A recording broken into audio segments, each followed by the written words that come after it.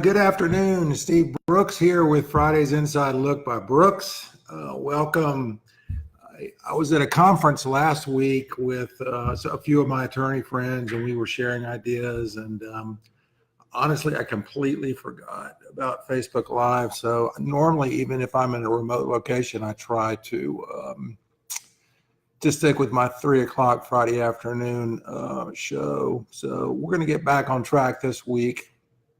And the topic is, it's a heavy metal called gadolinium. And if you've ever had an MRI, chances are that you've had this heavy metal injected into your body. 1 out of 3 MRIs they use gadolinium. And gadolinium is a metal. It's a contrast agent that the MRI facilities will inject in you to give a better image for the MRI. So what we are finding is there are 2 types of contrast agents. There's the type called linear, and then there's the type called macrocyclic. And we have found that there are lots of reports and studies that have shown that linear tends to be the more dangerous. And it's thought that it, in many cases, will, because it's a heavy metal, will stay in your body and even deposit into your brain tissue.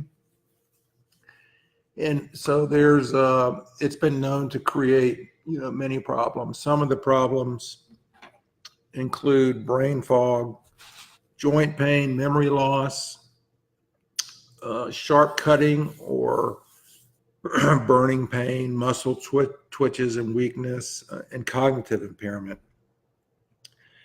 And for patients who have, have low functioning kidneys or have kidney problems, there's been a very serious side effect or result of the use of gadolinium in that some of these patients have resulted in having something called nephrogenic systemic fibrosis. And this is a real thickening of the skin around joints, and it becomes very painful. And in some cases, it has even put people in wheelchairs because they can't move and walk and ambulate. So I think back in 2017, the European Union took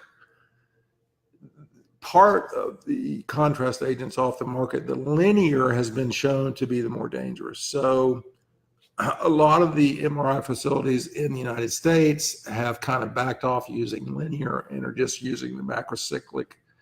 The macrocyclic seems to be a safer alternative if you are required to have a contrast agent with an MRI.